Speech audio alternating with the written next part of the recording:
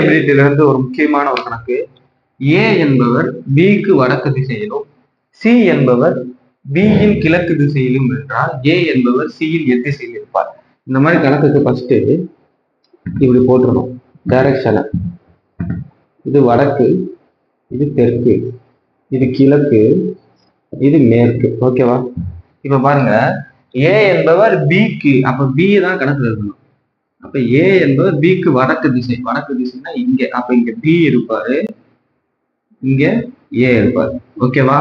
ஏன்னா பிக்கு வடக்கு திசையில் ஏ, பியின் வடக்கு திசையில் ஏ. ஓகேவா? அடுத்து சி என்பவர் பியின் கிழக்கு திசை. அப்ப பியின் கிழக்கு எந்த சைடு? லெப்ட் சைடு வருது, இந்த தான் கிழக்கு.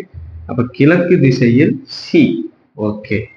எனில் ஏ என்பவர் சிக்கு எத்திசையில் இருப்பார். அப்ப சியை வச்சுதான் போடணும். சிக்கு ஏ எந்த திசையில இருப்பார்? இங்க இருக்கார். அப்ப இது என்ன? இப்படி போகுது, இது வடக்கு. இதுவே இப்படி போச்சுன்னா கிழக்கு. அப்ப இந்த சைடு வருது. அப்ப எந்த திசையில இருக்கார்? வடமேற்கு திசையில். வடமேற்கு. அப்ப சி ஆனவர் ஏ என்பவருக்கு வடமேற்கு திசையில் இருக்கிறார். சோ இந்த மாதிரியான கணக்குகள் எல்லாம் சிம்பிளாக போடலாம்.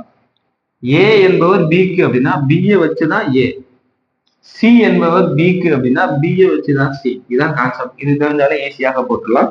நம்ம இந்த டைரக்ஷன்ஸ் வச்சு ஈஸியாக போகலாம். இந்த மாதிரி மோர் வீடியோஸ் நம்ம சேனலை சப்ஸ்கிரைப் பண்ணி ஃபாலோ பண்ணுங்க. டிஎன்பிசிக்கான குரூப் 4 மற்றும் சப் இன்ஸ்பெக்டர் குரூப் 2க்கான இலவசமான டெஸ்ட் வீடியோ போயிட்டு இருக்கு. ஸோ ஜாயின் பண்ணாமல் கீழே டெலகிராம் மற்றும் வாட்ஸ்அப் குரூப் லிங்க் கிளிக் பண்ணி ஜாயின் பண்ணிக்கோங்க.